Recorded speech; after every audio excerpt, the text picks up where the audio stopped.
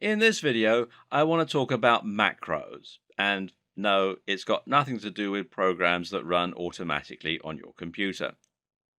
In bodybuilding circles, there's a diet called IIFYM. This stands for if it fits your macros. And it essentially means that you can eat anything you like as long as you eat within certain parameters. The concept began life on forums like bodybuilding.com. In fact, as a response to a lot of inane questions. People were repeatedly asking, can I eat donuts? Or can I eat chicken with the skin on? And the answer would always be yes, if it fits in your macros. This was eventually shortened to IIFYM, as a joke as much as anything, which eventually evolved to become practically a diet in and of itself, the IIFYM diet. This is broadly speaking the diet that we're going to be following in order to bulk. However, there are certain caveats, as we're also going to see. So perhaps the best place to start is, what is a macro? Essentially, a macro is a macronutrient, which is effectively another term for a food group. Macronutrients include protein, carbohydrates, and fats, and together these effectively make up your caloric intake. We don't count fiber because fiber doesn't contain any calories, it just passes straight through. Protein and carbs both count for 4 calories per gram, so if you eat 10 grams of protein, that is 40 calories. Fat, meanwhile, contains 9 calories per gram. Seeing as you know that you can eat, let's say, 2,700 calories, then this means you'll want to work backwards in order to decide how much of that is going to consist of protein, carbs, and fats, respectively. And the answer to this is going to depend once again on various aspects regarding your biology. Let's take a look. Now, when it comes to building muscle, the most important thing is that you're eating a lot of protein. Protein is basically meat and plant matter, carbon, and this is broken down to create amino acids. You may have heard that we are carbon-based life forms, which basically tells you that humans are made from carbon. So when you consume protein, you're eating literally the building blocks that compose your body. This means protein can help you to repair cuts and bruises, to rejuvenate skin cells, to grow, and crucially, to grow muscle.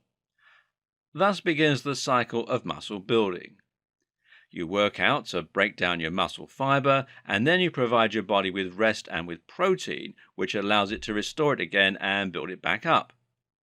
If you're not getting the protein, then you're not providing your body with what it needs to restore muscle, and that means you won't grow. In fact, you'll just become weaker.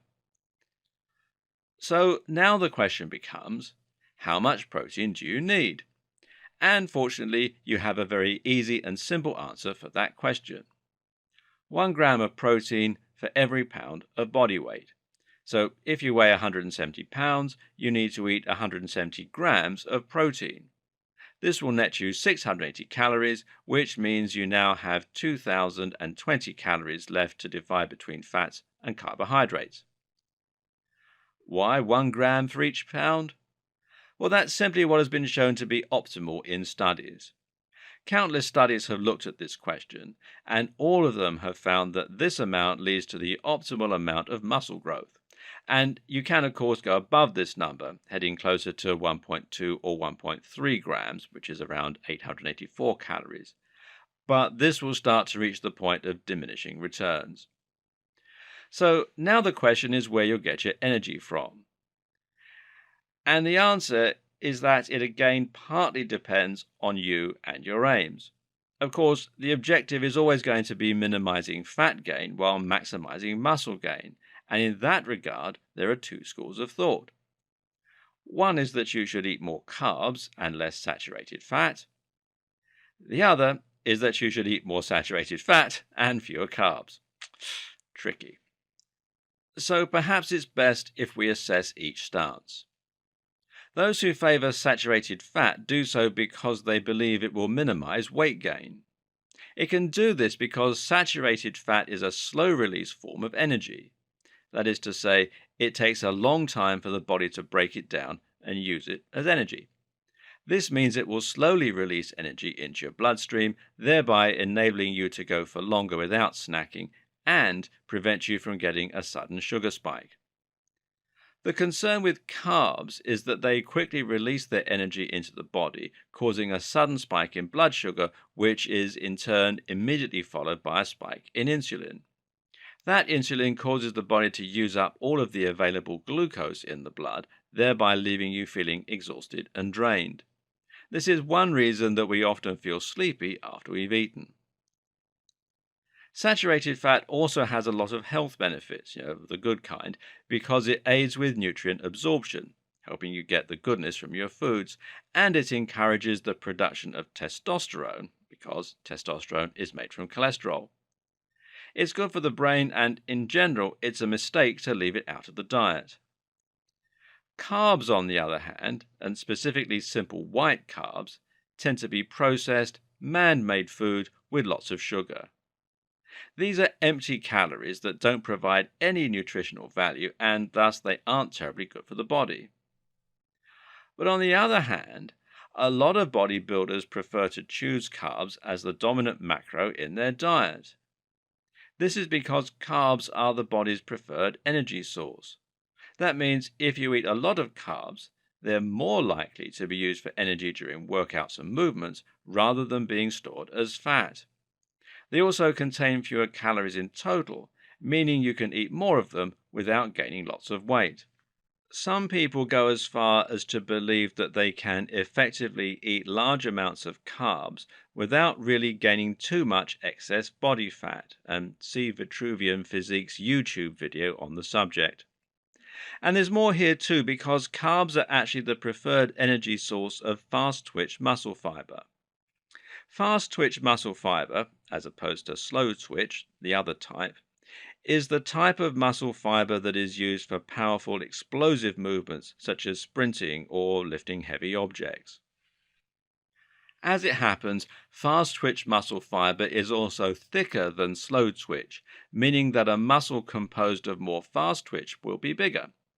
On the other hand, the body prefers triglycerides, fats, when it comes to exercise that requires you to exert yourself over a long duration.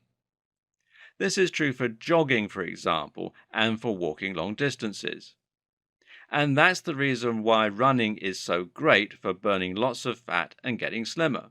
You want fast-twitch muscle fiber, so it makes sense to fuel it with carbs.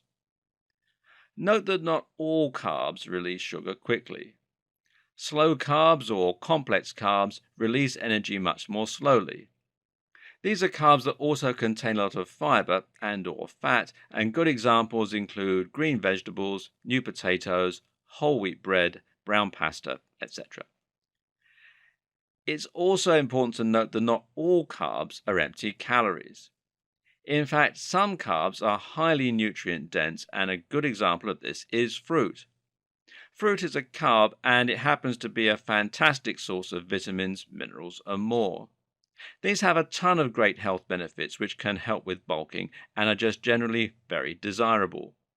They can boost testosterone, prevent muscle breakdown, give you more energy, help you to sleep better, and more.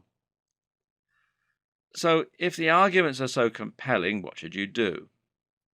Well, the answer is A, to find out what works best for you, and B, find some kind of compromise. Personally, I split my macros roughly evenly between carbs and fats.